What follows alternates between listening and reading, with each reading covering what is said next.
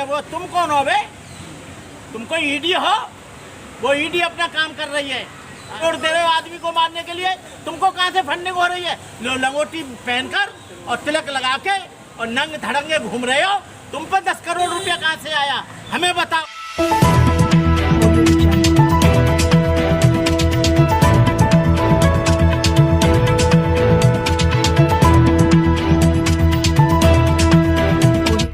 इस news channel पर जो भी वक्ता ने कहा वो उसकी अपनी राय है, जिसकी पुष्टि नेशन चाहिए। तमाम आवाजें उठ रही हैं कि संविधान को बदल देना चाहिए। आप कैसे देखते हैं इन आवाजों को? ये सबसे पहले तो मैं आपके चैनल को धन्यवाद देता हूँ जो मेरी आवाज़ ही नहीं, सारे बहुजन समाज की आवाज़ को जन जन तक पहुंचाने का काम करते हैं। ये बहुत से जब से बीजेपी की गवर्नमेंट आई है तब से बहुत नाटक हो रहा है, बहुत जुमलेबाजी हो रही है, बहुत तरह के एक्सपेरिमेंट हो रहे हैं।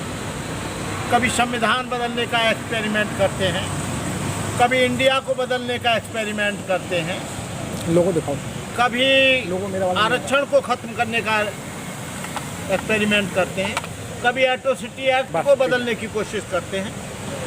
लेकिन इनके बस की बात नहीं। जब एट्रोसिटी एक्ट को, SC/ST एक्ट को कमज़ोर करने का काम किया, हमने राष्ट्रपति से लेकर गृह मंत्री और गृह मंत्री से लेकर प्रधानमंत्री तक लेटर लिखे, लेकिन इस सरकार की कान पर जू नहीं रहेंगी। हमने कहा मान जाओ, इतना भयंकर आंदोलन होगा कि तुम थर-थर कांपोगे। जब आंदोलन हुआ 2 अप्रैल 2018 को, तो सारे देश में आंदोलन हुआ और आंदोलन इतना भयंकर हुआ कि सारा देश जलने लगा और जलने के साथ साथ हमारे 14 बच्चे शहीद हुए। सवाल शहीद होने का नहीं है, सवाल स्वाभिमान का है, सवाल आत्मसम्मान का है, सवाल देश को बचाने का है। और ये जो धीरेन्द्र शास्त्री जी, देवकी नंदन जी और परमहंस दास जी, ये जो इस संविधान को बदलने की बात करते हैं, ये 3 और 4-5%, ये देश इनके बाप का नहीं है, ये देश इन्होंने नहीं बनाया है। इसमें लाखों करोड़ों लोगों की मेहनत है। इस देश को बनाने में मुसलमान, दलित और पिछड़े वर्ग का बहुत बड़ा योगदान है। ये देश में यदि संविधान बदलेगा तो इस देश के ये टुकड़े करने का काम कर रहे हैं। कोई कहता है कि हिंदू राष्ट्र बनाओ, जब कोई आदमी मुस्लिम राष्ट्र की बनाने की बात करता है, बौद्ध राष्ट्र बनाने की बात करता है, और वो सिख जो हैं खालिस्तान बनाने की बात करता है, तो उनको जेल के सीखों में भेज दिया जाता है, उन पर NSA लगता है। लेकिन यहाँ पर जो हिंदू राष्ट्र बनाने की बात करते हैं, उन पर न मुकदमा चलता है, न उनके खिलाफ FIR होती है, न उनको जेल में डाला जाता है। क्योंकि जब ये भारत राष्ट्र है, इंडिया है, तो इसको बदलने का मतलब क्या है? ये कोई ऐसे नहीं बन गया। इसको बहुत से लोगों ने, जवाहरलाल नेहरू ने और राजगोपालाचार्य ने और डॉक्टर अंबेडकर ने बड़ा सोच समझकर ये नाम दिया था। और ये देश धर्मनिरपेक्ष है। ये देश कोई किसी के धर्म ग्रंथों से नहीं चलेगा, ये देश किसी के धार्मिक ग्रंथों से नहीं चलेगा। ये देश जो है हिंदू ग्रंथों से नहीं चलेगा, बौद्ध ग्रंथों से नहीं चलेगा, ये देश ईसाई ग्रंथों से नहीं चलेगा, बाइबिल से नहीं चलेगा, कुरान से नहीं चलेगा, मुसलमान के उससे नहीं चलेगा। ये देश चलेगा तो डॉक्टर अंबेडकर के बनाए हुए भारतीय संविधान से चलेगा। और जब तक यहाँ संविधान जिंदा है तो ये देश जिंदा है, और संविधान जिंदा है तो यहाँ पर बहुजन समाज और पिछड़ा वर्ग और मुसलमान यहाँ पर स्वाभिमान के साथ रह सकता है। लेकिन जब हिंदू राष्ट्र बनेगा, हिंदू राष्ट्र की परिकल्पना चातुर्वर्ण व्यवस्था के आधार पर होगी, मनुस्मृति के आधार पर होगी। मनुस्मृति का जब लागू होगा तो यहाँ पर केवल कुछ लोगों का वर्चस्व होगा, बाकी लोगों को शिक्षा देने का अधिकार, शस्त्र रखने का अधिकार, धन रखने का अधिकार, खत्म हो जाएगा। और जो चौथी पीढ़ी का आदमी है, जो चौथी सिद्धि का आदमी है, जो शूद्र, वो बेकार हो जाएगा। इसलिए जो लोग आज शूद्र पढ़ लिख कर, बैकवर्ड आज पढ़ लिख कर जज बन रहा है, डॉक्टर बन रहा है, इंजीनियर बन रहा है, आईएएस बन रहा है, आईपीएस बन रहा है और इस देश को चलाने की संस्था में शामिल हो रहा है। और 135 लोग रिजर्व सीट से चुनकर वहां पार्लियामेंट में जाते हैं। वो इसलिए जाते हैं कि संविधान ने शेड्यूल कास्ट रिजर्वेशन दिया है पॉलिटिकल, लेकिन ये बेईमान लोग, ये झूठे लोग वहां पर केवल ऐशो आराम करते हैं और टीवी और बीवी के साथ रहते हैं। ये लोग एसी में रहते हैं। लेकिन मान लीजिए कल संविधान खत्म होगा, तुम 135 लोग पार्लियामेंट में कैसे पहुंचोगे? तुम विधानसभा में कैसे पहुंचोगे? विधानसभा में भी नहीं पहुंच सकते। तुम्हारा एक प्रधान भी नहीं बन सकता, तुम्हारा एक जिला अध्यक्ष भी नहीं बन सकता। इसलिए हम कहना चाहते हैं कि संविधान को बदलने की बात मत करो। जो संविधान को बदलने की बात करता है, कोई देश को तोड़ने की बात करता है, संविधान को बदलने की बात करता है, देश को टुकड़े करने की बात करता है। मैं कहता हूँ देवकी नंदन को, धीरेन्द्र शास्त्री को, परमहंस दास को जेल के सीकचों में डाल देना चाहिए। अभी एक बात स्टालिन ने कहा था, क्या नाम है, उदयनिधि, उसने कहा था, उसने जो कुछ भी कहा है सही कहा है और हम उसके साथ हैं अंतिम दम तक, क्योंकि उसने कोई गलत बात नहीं की है। परमहंस दास उसको सर काटने के लिए 10 करोड़ रुपया देता है। अरे झूठे लफंगे, अरे बेईमान, यदि तू सर तो क्या एक मुर्गी का सर नहीं काट सकता। तूने पहले कहा था राजेंद्र पाल का सर काटेंगे, लेकिन राजेंद्र पाल भी जिंदा है, राजेंद्र पाल अभी है और वो भी स्टालिन भी जिंदा है, तमाम लोग जिंदा हैं। तुम धमकी देकर ये गीदड़ धमकी देकर किसको डराना चाहते हो? तुमसे कोई नहीं डरने वाला है। पुरानी पीढ़ी के नई पीढ़ी के लोगों में अंतर है। आज हम सीने पर गोलियां भी खाएंगे, आज मरेंगे भी, और हम अपने अधिकारों के लिए, संविधान को बचाने के लिए, आरक्षण को बचाने के लिए हम अपने जीवन को उत्सर्ग करेंगे। मरने का कोई गम नहीं है, जेल जाने का कोई डर नहीं है, क्योंकि हम कोई गलत काम नहीं कर रहे हैं, हम चोरी नहीं कर रहे हैं, हम किसी बहन बेटी को बुरा नहीं कह रहे हैं, लेकिन हम अपने आत्मसम्मान के लिए और देश के सम्मान के लिए, संविधान के सम्मान के लिए यहाँ के करोड़ों लोग अपना बलिदान देने के लिए तैयार हैं। लेकिन भंते जी, कहा जा रहा है कि सनातन को बदनाम करने की, खत्म करने की एक बड़ी साजिश है। सनातन तो बौद्ध धर्म है, सनातन हिंदू धर्म नहीं है। एस धर्मो सनातनो बुद्धिज्म में कहा गया है। सनातन धर्म तो इन्होंने लूट लिया है। सनातन धर्म इनका नहीं है, सनातन धर्म बुद्ध को कहते हैं। सनातन का मतलब है जो सिद्धायतन है, सिद्धायतन से सनातन बना है। सिद्धायतन क्या है? 5 इंद्रियां और 6वां मन, इसे सिद्धायतन कहते हैं। और सिद्धायतन को इन्होंने सनातन कर दिया है। ये सनातन इनका नहीं है, सनातन बौद्धों का है।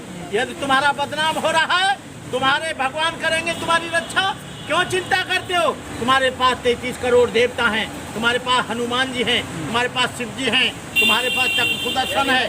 कौन क्यों चिंता करते हो? हिंदू धर्म खतरे में नहीं है, सनातन धर्म खतरे में नहीं है, यहाँ का ब्राह्मणवाद खतरे में है। जो आज ब्राह्मण को अपने जीविकोपार्जन के लिए दक्षिणा नहीं मिल रही है। यहाँ कोई धर्म खतरे में नहीं है, सारे धर्म ठीक तरह से चल रहे हैं। ये देश धर्मनिरपेक्ष है, सनातन धर्म खतरे में नहीं है। पंडित जी का दान दक्षिणा खतरे में। कह रहे हैं कि ये जो है कहीं से फंडिंग हो रही है इन लोगों को, इसलिए ये विरोध कर रहे हैं सनातन का।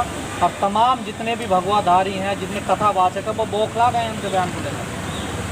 फंडिंग हो रही है तो फंडिंग के लिए तुम कौन हो? उसके लिए ईडी है, उसके लिए सीबीआई है, उसके लिए इनकम टैक्स है, उसके लिए हमारा जो कॉमर्शियल डिपार्टमेंट है, वो तुम कौन हो बे? तुम कोई ईडी हो? वो ईडी अपना काम कर रही है, चाहे बाहर से फंडिंग हो रही है, चाहे अंदर से फंडिंग हो रही है, चाहे कहीं से ही फंडिंग हो रही है। हमको फंडिंग हो रही है और तुम 10 करोड़ दे रहे हो आदमी को मारने के लिए। तुमको कहाँ से फंडिंग हो रही है? लंगोटी पहनकर और तिलक लगा के और नंग धड़ंगे घूम रहे हो, तुम पर 10 करोड़ रुपया कहाँ से आया? हमें बताओ। फंडिंग हो रही है। लेकिन HIV से भी तो तुलना नहीं करनी चाहिए ना सनातन की। देखिए HIV से तुलना कर रहे हैं ना सनातन की।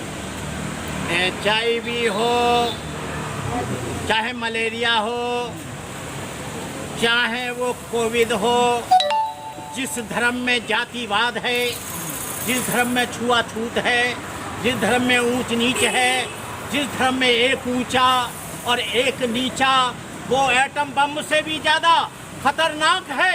आपको मालूम होना चाहिए, जब जापान पर एटम बम पड़ा तो केवल एक दिन में 2 लाख मरे, लेकिन जातिवाद के कारण यहाँ पर जुल्म होता है, जातिवाद के कारण अत्याचार होता है, जातिवाद के कारण यहाँ पर बहन बेटियों के साथ बलात्कार होता है, जातिवाद के कारण यहाँ पर घरों में आग लगाई जाती है, जातिवाद के कारण मूछ रखाने पर कत्ल कर दिया जाता है, जातिवाद के कारण यहाँ पर पेशाब पिलाया जाता है जूते में, उसके मुंह पर पेशाब किया जाता है।